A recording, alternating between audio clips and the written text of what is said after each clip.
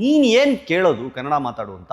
ಇದು ಭಾರತ, ನಾನು ಹಿಂದಿಲೇ ಮಾತಾಡ್ತೀನಿ, ಕನ್ನಡ ಮಾತಾಡಬೇಕು ಅಂತ ರೂಲ್ಸ್ ಇದೆಯಾ? ಇವ್ರುಗಳೇ ದೊಡ್ಡ ಬುದ್ಧಿವಂತರು, ಅದಕ್ಕೆ ಇವ್ರನ್ನೆಲ್ಲ ಕರ್ಕೊಂಬಂದು ಇಲ್ಲಿ ಕೆಲಸ ಮಾಡಿಸ್ತೀವಿ ಅನ್ನೋ ಮೈಂಡ್ ಸೆಟ್ ಇವ್ರಿಗೆ. ಆ ಪರೀಕ್ಷೆಗಳು ರೀಜನಲ್ ಲ್ಯಾಂಗ್ವೇಜ್ನಲ್ಲಿ ನಡೆದ್ಬಿಟ್ರೆ ನಿಮ್ಗಳೆಲ್ಲ ಊರಲ್ಲಿ ಭಿಕ್ಷೆ ಬಿಡಬೇಕಾಗತ್ತೆ ನೀವುಗಳು. ಇವ್ರ ಯೋಗ್ಯತೆಗಳಿಗೆ ಇವ್ರ ಊರುಗಳಲ್ಲಿ ಇವ್ರ ಕೆಲಸಗಳು ಸಿಗಲ್ಲ. ಏನಾಯ್ತು ಇವಾಗ? ಕಿತ್ತು ಬಿಸಾಕಿದ್ರು ಬೇರೆ ಕಡೆಗೆ. ಕನ್ನಡ ಯಾಕೆ ಮಾತಾಡೋದಿಲ್ಲ?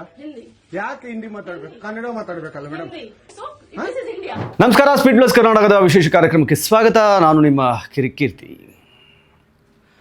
ಮಾತಾಡ್ರೋ, ಕನ್ನಡ ಮಾತಾಡ ಸಾಯ್ರೋ. ಕರ್ನಾಟಕದಲ್ಲಿದ್ದಾಗ ನಿಮ್ಮ ಮಾತೃಭಾಷೆ ಯಾವುದಾದ್ರೂ ಇರಲಿ, ವ್ಯಾವಹಾರಿಕವಾಗಿ ನಿಮ್ಮಲ್ಲೊಬ್ಬ ಕನ್ನಡ ಗ್ರಾಹಕ ಬಂದು ಕೇಳಿದಾಗ ಕನ್ನಡದಲ್ಲಿ ಸಾಯ್ರೋ ಅಂತ ಎಷ್ಟು ಬಡ್ಕೊಂಡ್ರು ಇವುಗಳು ದುರಹಂಕಾರ, ದರ್ಪ, ದಾರ್ಷ್ಟ್ಯ ಇದೆಯಲ್ಲ, ಇದು ಕಮ್ಮಿನೇ ಆಗಲ್ಲ. ಇದು ಗೊತ್ತು ನಿಮಗೆ ಕಳೆದ 2 ದಿನದಲ್ಲಿ ಏನೇನಾಯಿತು ಡೆವಲಪ್ಮೆಂಟ್ಸ್ ಅಂತ. ಸೊ ಯಾಕಂದರೆ ನಾನು ಹೊರಗಡೆ ಇದ್ದಿದ್ದರಿಂದ ನನಗೆ ಗೊತ್ತಾಗಿರಲಿಲ್ಲ. ಇವತ್ತು ನಿನ್ನೆ ಸಂಜೆ ಏನೋ ಗೊತ್ತಾಯಿತು, ಹಿಂಗೇನೋ ಆಗಿದೆ ಇನ್ಸಿಡೆಂಟು ಅಂತೇಳಿ. ಅದಾಗಿ ಬೆಳಗ್ಗೆ ಆಗೋರೊಳಗಡೆ ಅವಳನ್ನ ಇನ್ನೊಂದು ಕಡೆ ವರ್ಗ ಮಾಡಿದ್ದಾರೆ ಅಂತ ಗೊತ್ತಾಯಿತು. ಇದು ಚಂದಾಪುರಕ್ಕೆ ಸಂಬಂಧಪಟ್ಟ ವಿಚಾರ. ಚಂದಾಪುರದ SBI ಬ್ರಾಂಚ್ನಲ್ಲಿ ಆದಂಥ ಒಂದು ಘಟನೆ. ಮಹೇಶ್ ಅನ್ನೋ ಒಬ್ಬ ಗ್ರಾಹಕರು, ಕನ್ನಡಿಗರು, 10:30 ಟೈಮ್ಗೆ ಬ್ಯಾಂಕ್ಗೆ ಹೋಗಿದ್ದಾರೆ. ಬ್ಯಾಂಕ್ನ ಕೌಂಟ್ರ್ನಲ್ಲಿ ಯಾರೂ ಇಲ್ಲದೆ ಇರೋದ್ರಿಂದ ಕೇಳಿದ್ದಾರೆ, ಯಾರೂ ಇಲ್ವಲ್ರಿ ಬ್ಯಾಂಕ್ ಕೌಂಟ್ರಲ್ಲಿ, ಬ್ಯಾಂಕ್ ಟೈಮಲ್ಲಿ ಯಾಕೆ ಅಂತ. ಅದಕ್ಕೆ ಬರೋ ತನಕ ವೆಯ್ಟ್ ಮಾಡಿರಿ ಅಂತ ಸ್ವಲ್ಪ ಗಾಂಚಲಿಲಿ ಮಾತಾಡಿದ್ರು ಅಲ್ಲಿದ್ದ ಸ್ಟಾಫ್. ಸೊ ಹಂಗಾಗಿ ಏನು ರೀ ಇಷ್ಟು ಗಾಂಚಲಿಲಿ ಮಾತಾಡ್ತೀರಾ, ನಾನು ಯಾರು ಮ್ಯಾನೇಜರ್ ಇದ್ದಾರೆ ಅವ್ರ ಹತ್ರ ಮಾತಾಡ್ತೀನಿ ಅಂತ ಅಂದ್ಬಿಟ್ಟು ಒಳಗಡೆ ಹೋಗಿ ಮ್ಯಾನೇಜರ್ ಪ್ರಿಯಾಂಕಾ ಸಿಂಗ್ ಅಂತ ಅವ್ರ ಹತ್ರ ಹೋಗ್ಬಿಟ್ಟು, ನೋಡಿ ಮೇಡಮ್, ಬ್ಯಾಂಕ್ ಟೈಮು, ಕೌಂಟ್ರಲ್ಲಿ ಯಾರೂ ಇಲ್ಲ, ಕೇಳಿದ್ರೆ ದರ್ಪ ಮಾತಾಡ್ತಾರೆ ಅಂತಂದರೆ ಅಮ್ಮ ಪ್ರಾಬ್ಲಮ್ ಸಾಲ್ವ್ ಮಾಡೋ ಬದಲು ಸ್ಟ್ರೈಟ್ ಅವೇ ಹೇಳಿದಾಳೆ, ಕನ್ನಡ ಬರಲ್ಲ, ಹಿಂದಿಲಿ ಮಾತಾಡು ಅಂತ. ಇವ್ರು ಹೇಳಿದ್ದಾರೆ, ಅಲ್ಲ ಮೇಡಮ್, ಇದು ಕರ್ನಾಟಕ, ನಾನು ಒಬ್ಬ ಕನ್ನಡ ಗ್ರಾಹಕ, ನೀವು ಈ ಥರ ಮಾತಾಡೋದು ತಪ್ಪು ಅಂತಂದರೆ ಅಮ್ಮ ಸ್ಟ್ರೈಟ್ ಅವೇ ಕನ್ನಡ ಮಾತಾಡಬೇಕು ಅಂತ ಏನು ರೂಲ್ಸ್ ಇದೆಯಾ, ನಾನು ಹಿಂದಿಲೇ ಮಾತಾಡೋದು, ಹಂಗೆ ಹಿಂಗೆ ಅಂತ ಗಲಾಟೆ ಎತ್ತಿದ್ದಾಳೆ. ಸೊ ವಿಷಯ ಸ್ವಲ್ಪ ಸೀರಿಯಸ್ ಆಗ್ತಾ ಇದೆ ಅಂತ ಗೊತ್ತಾಗ್ತಿದ್ದಂಗೆ ಸೇಫ್ಟಿಗಿರಲಿ ಅಂತ ಅಂದ್ಬಿಟ್ಟು ಮಹೇಶ್ ಅವ್ರು ಏನು ಮಾಡಿದ್ದಾರೆ, ಮೊಬೈಲ್ ತೆಗೆದು ವೀಡಿಯೋನ ಲೈವ್ ಮಾಡೋಕ್ಕೆ ಶುರು ಮಾಡಿದ್ದಾರೆ. ಲೈವಲ್ಲಿ ಪ್ರಿಯಾಂಕಾ ಸಿಂಗ್ ಅನ್ನೋ ಅಹಂಕಾರ, ದರ್ಪ ಹೆಂಗಿತ್ತು ಅಂತಂದರೆ, ಸ್ಟ್ರೈಟ್ ಅವೇ ಕನ್ನಡ ಮಾತಾಡಲ್ಲ ಅಂತ ಅವಳು ದರ್ಪ.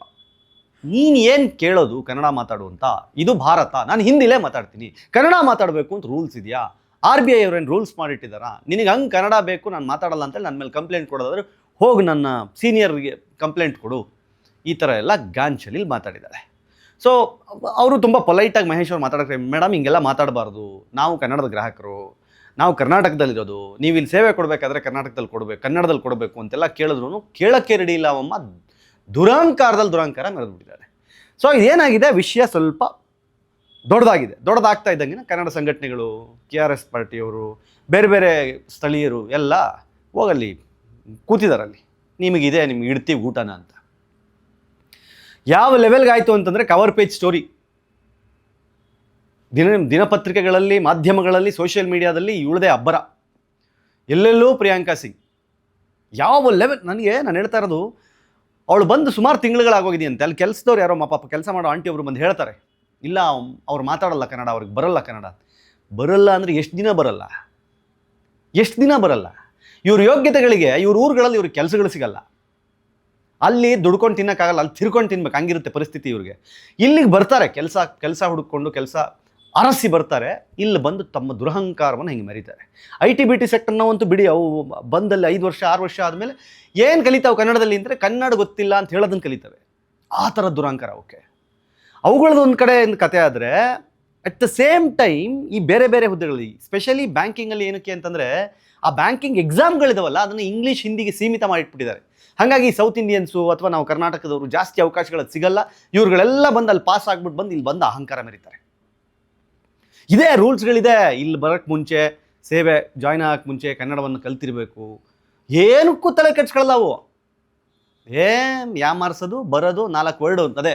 ಸುಮ್ಮನೆ ಏನೋ ಒಂದು 10 ವರ್ಡ್ ಕೇಳ್ತಾರೆ ಅಂತಂದ್ರೆ 10 ವರ್ಡ್ಗೆ ಅರ್ಥ ತಿಳ್ಕೊಳ್ಳೋದು, ಇಲ್ಲಿಗೆ ಬರೋದು, ಇಲ್ಲಿ ಗಾಂಚಲಿ ಮಾಡೋದು. ಏನಾಯ್ತು ಇವಾಗ? ಕಿತ್ತು ಬಿಸಾಕಿದ್ರು ಬೇರೆ ಕಡೆಗೆ. ಆಮೇಲೆ ವಿಡಿಯೋ ಬೇರೆ, ಅದನ್ನು ಹೆಂಗೆ, ನನ್ನಿಂದ ಏನಾದರೂ ತಪ್ಪಾಗಿದ್ರೆ ಕ್ಷಮಿಸಿ ಅಂತ ಯಾರೋ ಹೇಳ್ಕೊಡ್ತಾರೆ, ಇವಳು ಮಾತಾಡ್ತಾಳೆ. ಯಾರಿಗೆ ಆಗಲಿ ನೋವಾಗಿದ್ದರೆ ಕ್ಷಮಿಸಿ. ಹೇಳೋದು ಇವ್ರ ಮೈಂಡ್ ಸೆಟ್ಗಳೆಲ್ಲ ಹೆಂಗಿದೆ ಅಂತಂದರೆ, ಇಲ್ಲಿ ಬಂದು ನಮಗಿಲ್ಲಿ ಯೋಗ್ಯತೆ ಇಲ್ಲ ಕೆಲಸ ಮಾಡೋಕ್ಕೆ, ಇವ್ರುಗಳೇ ದೊಡ್ಡ ಬುದ್ಧಿವಂತರು, ಅದಕ್ಕೆ ಇವ್ರನ್ನೆಲ್ಲ ಕರ್ಕೊಂಬಂದು ಇಲ್ಲಿ ಕೆಲಸ ಮಾಡಿಸ್ತೀವಿ ಅನ್ನೋ ಮೈಂಡ್ ಸೆಟ್ ಇವ್ರಿಗೆ ಕನಿಷ್ಠ ಜ್ಞಾನ ಇಲ್ಲ. ಅಲ್ಲಿ ನಮಗೆ ತಿನ್ನಕ್ಕೆ ಅನ್ನ ಇಲ್ಲ, ಅದಕ್ಕೆ ಇಲ್ಲಿ ಕರೆದು ಇವ್ರು ಅನ್ನ ಕೊಡ್ತಾರೆ ಅಂತ. ಅಲ್ಲ, ಅನ್ನ ಇಲ್ಲ ನಮಗೆ ತಿನ್ನಕ್ಕೆ, ಅದಕ್ಕೆ ಇವ್ರು ಕರೆದು ನಮ್ಗೆ ಅನ್ನ ಹಾಕ್ತಾರೆ ಅನ್ನೋದು ಗೊತ್ತಿಲ್ಲ ಇವಕ್ಕೆ. ಇವುಗಳ ಮನಸ್ಸಲ್ಲಿ ಹೆಂಗೆ ಅಂತಂದರೆ, ಇವ್ರಿಗೆ ಕೆಲಸ ಬರೋಲ್ಲ, ಅದಕ್ಕೆ ನಮಗೆ ಕರೆದು ಕೊಡ್ತಾರೆ ಅಂತ. ನಿಮ್ಮ ಯೋಗ್ಯತೆಗೆ ಆ ಪರೀಕ್ಷೆಗಳು ರೀಜ್ನಲ್ ಲ್ಯಾಂಗ್ವೇಜ್ನಲ್ಲಿ ನಡೆದುಬಿಟ್ರೆ ನಿಮ್ಗಳೆಲ್ಲ ಊರಲ್ಲಿ ಭಿಕ್ಷೆ ಬಿಡಬೇಕಾಗತ್ತೆ ನೀವುಗಳು. ಇವತ್ತು ದರ್ಪ ತೋರಿಸ್ತಿರಲ್ಲ. ನಾವೇನು ಹೇಳ್ತೀವಿ, ಕನ್ನಡನೇ ಮಾತಾಡಿ ಅಂತ ಹೇಳ್ತೀವ, ಕನ್ನಡನೂ ಮಾತಾಡಿ ಅಂತ ಹೇಳ್ತೀವಿ. ಏನು ಪ್ರಾಬ್ಲಮ್ ನಿಮ್ಗೆ ಅದರಲ್ಲಿ? ಕನ್ನಡ ಮಾತ್ರ ಮಾತಾಡಬೇಕು ಅಂತ ಯಾವನು ಕೇಳ್ತಾ ಇಲ್ಲ, ನಮಗೂ ಅರ್ಥ ಆಗುತ್ತೆ ರೀ. ಬ್ಯಾಂಕಿಂಗ್ ಸೆಕ್ಟ್ರಲ್ಲಿ ಒಂದು ಹಂತದಲ್ಲಿ ಇಂಗ್ಲೀಷ್ ಬೇಕು, ಓಕೆ ಸರಿ. ಹಂಗಂತ ಒಬ್ಬ ಜನಸಾಮಾನ್ಯ ಬಂದು ನಿಮ್ಮ ಹತ್ರ ಕನ್ನಡದಲ್ಲಿ ವ್ಯವಹರಿಸಿದ್ರೆ ನೀವು ವ್ಯವಹಾರ ಮಾಡೋಕ್ಕೆ ರೆಡಿ ಇಲ್ಲ ಅಂತಂದ್ರೆ ಏನು ರೀ ಅರ್ಥ? ಸೇಮ್ ಒಬ್ಬ ಪೊಲೀಸ್ ಡಿಪಾರ್ಟ್ಮೆಂಟಲ್ಲಿ ಯಾರೋ ಒಬ್ಬ ಇನ್ಸ್ಪೆಕ್ಟ್ರು ಅಥವಾ ASIಯೋ ಅವ್ರಿಗೆ ಕನ್ನಡ ಬರ್ದಿರೋ ಒಬ್ಬ ವ್ಯಕ್ತಿನ ಕೂರಿಸ್ಕೊಂಡು ಯಾರಿಗೂ ಅನ್ಯಾಯ ಆಗಿದೆ ಅಂತ ಬಂದಲ್ಲಿ ಕೂತ್ಕೊಂಡು ನಂಗೆ ಕನ್ನಡ ಬರಲ್ಲ ಹಿಂದಿಲಿ ಹೇಳು ಅಂತಂದರೆ ಹೆಂಗಿರುತ್ತೋ ಅದೇ ಥರದ ಪರಿಸ್ಥಿತಿ ಅಲ್ವಾ ಬ್ಯಾಂಕಿಂಗ್ ಸೆಕ್ಟರಲ್ಲೂ. ತಾನು ದುಡಿದು ಕಷ್ಟಪಟ್ಟು ಇಟ್ಟಿರುವ ದುಡ್ಡೋ ಅಥವಾ ಮಾಡಿರುವ ಸಾಲವೋ ಅದಕ್ಕೆ ಸಂಬಂಧಪಟ್ಟಂಗೆ ಏನಾದರೂ ಒಂದು ವಿಷಯ ಕೇಳಬೇಕು ಅಂತಂದರೆ ಅವನು ಬ್ಯಾಂಕಿಗೆ ಬಂದು ನಿಮ್ಮ ಹತ್ರ ಏನಾಗುತ್ತೆ, ಏನು ಮಾಡಬೇಕು ಅಂತ ಕೇಳಿದ್ರೆ ನಿಮಗೆ ನಮ್ಮ ಭಾಷೆ ಬರಲ್ಲ ಹಿಂದಿಯಲ್ಲಿ ಮಾತಾಡು ಅಂತಂದರೆ ಎಷ್ಟು ಗಾಂಚಲಿ ಇರಬೇಕು. ಹಿಂದಿ ನಾಡಲ್ಲ ಇದು. ಆಮೇಲೆ ಹಿಂದಿ ರಾಷ್ಟ್ರೀಯ ಭಾಷೆನೂ ಅಲ್ಲ ಇಲ್ಲಿ, ನಿಮಗದು ಅರ್ಥ ಮಾಡ್ಕೊಳ್ಳಿ. ಇಲ್ಲಿನ ಆಡಳಿತ ಭಾಷೆ ಕನ್ನಡ, ಗ್ಲೋಬಲಿ ಅಕ್ಸೆಪ್ಟೆಡ್ ಲ್ಯಾಂಗ್ವೇಜ್ ಅನ್ನುವ ಕಾರಣಕ್ಕೆ ಇಂಗ್ಲೀಷನ್ನು, ಅಂದರೆ ನಿಮ್ಮಗಳಿಗೆ ಇಂಗ್ಲೀಷ್ ಎಷ್ಟು ಬರ್ತದೋ ಗೊತ್ತಿಲ್ಲ, ಬಟ್ ಇಲ್ಲಿ ಸೌತ್ ಇಂಡಿಯನ್ಸ್ ನಾವಿದ್ದೀವಲ್ಲ, ನಾವು ಅದರಲ್ಲೂ ಸ್ವಲ್ಪ ಬೆಟರಾಗಿ ಕಲ್ತ್ಕೊಂಡಿದ್ದೀವಿ ಆ ಭಾಷೆನ. ಯಾಕಂದರೆ ಗ್ಲೋಬಲಿ ಅಕ್ಸೆಪ್ಟೆಡ್ಡು, ಕಂಪ್ಯೂಟ್ರಿಗೆ ಬೇಕಾಗಿರೋ ಭಾಷೆ, ಮೆಡಿಕಲ್ಗೆ ಬೇಕಾಗಿರೋ ಭಾಷೆ, ಬ್ಯಾಂಕಿಂಗ್ ಸೆಕ್ಟರ್ನ ಕೆಲವು ಹಂತಗಳಲ್ಲಿ ಬೇಕಾಗಿರುವ ಭಾಷೆ, ಹಾಗಾಗಿ ಕಲ್ತ್ಕೊಂಡಿದ್ದೀವಿ.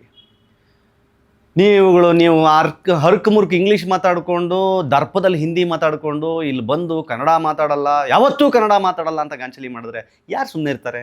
ಕನ್ನಡ ಕನ್ನಡ ಸೊ ಇಂಥವರಿಗೆ ಇವುಗಳು ಪಾಠ ಆಗಬೇಕು.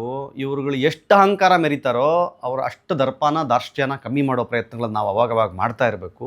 ಕನ್ನಡ ಹೋರಾಟಗಾರರು ಅಥವಾ ಸಂಘಟನೆಗಳು ಈ ನಿಟ್ಟಿನಲ್ಲಿ ಮಹತ್ತರವಾದ ಕೆಲಸವನ್ನು 100% ಮಾಡ್ತಾ ಇದೆ. ಅದು ಇನ್ನೂ ಸ್ಟ್ರಾಂಗ್ ಆಗಿ ಆದಾಗ ಮಾತ್ರ ನನ್ನ ಪ್ರಕಾರ ಇಂಥವರ ಅಹಂಕಾರಗಳನ್ನು ಕಮ್ಮಿ ಮಾಡಲಿಕ್ಕೆ ಸಾಧ್ಯ. ಇಲ್ಲಾಂದರೆ ಇವರು ಮೆರಿತಾನೆ ಇರ್ತಾರೆ, ಹುರಿತಾನೆ ಇರ್ತಾರೆ ಇವ್ರುಗಳು. ಬಟ್ ಒಂದು ನೆನ್ಪಿಡ್ಕೊಳ್ಳಿ, ನೋಡೋ ತನಕ ನೋಡ್ತೀವಿ. ಆಮೇಲೆ ಎಲ್ಲದು ಸಮಸ್ಯೆನೂ ಹಂಗೆ ಇದೆ. ಎಲ್ಲ ಕಡೆ ದ್ವಿಭಾಷಾ ಸೂತ್ರಗಳು, ಎರಡೆರಡು ಭಾಷೆ ಮಾತ್ರ ಸಾಕು ಅಂದರೆ, ಇಲ್ಲಿ ಬಂದರೆ ಈ ಸೌತ್ ಇಂಡಿಯಾದಲ್ಲಿ ನಿಮಗೆ ತ್ರಿಭಾಷಾ ಸೂತ್ರ, ಹಿಂದಿ ಸೇರಿಸ್ಬಿಡೋದು, ಸುಮ್ಮನೆ ತುರುಕ್ಬಿಡೋದು. ಏರ್ಪೋರ್ಟಿಂದ ಕಿತ್ತು ಬಿಸಾಕಾಯಿತು, ಮೆಟ್ರೋಯಿಂದ ಕಿತ್ತು ಬಿಸಾಕಾಯಿತು, ಇನ್ನೂ ಹಂತ ಹಂತವಾಗಿ ಎಲ್ಲ ಕಡೆಯಿಂದ ಕಿತ್ತು ಬಿಸಾಕಬೇಕಷ್ಟೆ. ಏನಕ್ಕೆ ಬೇಕು? ಏನಕ್ಕೆ ಬೇಕಾ ಭಾಷೆ ನಮಗೆ? ಓಕೆ, ಭಾಷೆ ಕಲಿಯೋದ್ರಲ್ಲಿ ತಪ್ಪಿಲ್ಲ, ಅರ್ಥ ಮಾಡ್ಕೋತೀವಿ, ನಾವು ಅದಕ್ಕೆ ಬರುತ್ತೆ. ಹರಕು ಮುರುಕು ಹಿಂದಿಲಿ ನಾವು ಮಾತಾಡ್ತೀವಿ. ನೀವು ಕನಿಷ್ಠ ಹರಕು ಮುರುಕು ಕನ್ನಡದಲ್ಲಿ ಮಾತಾಡೋಕ್ಕೂ ನಿಮಗೆ ಗಾಂಚಲಿ ಇದೆಯಲ್ಲ, ಅದು ನಮಗೆ ಬೇಸರ.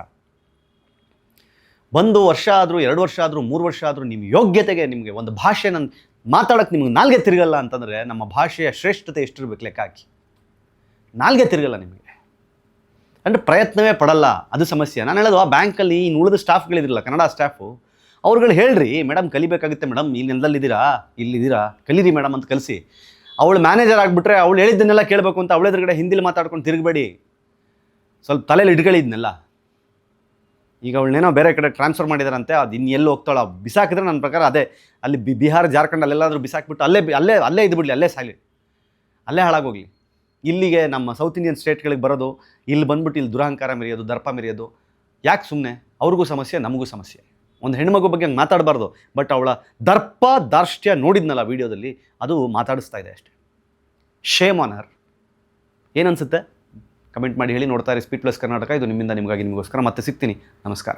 Speed plus Karnataka.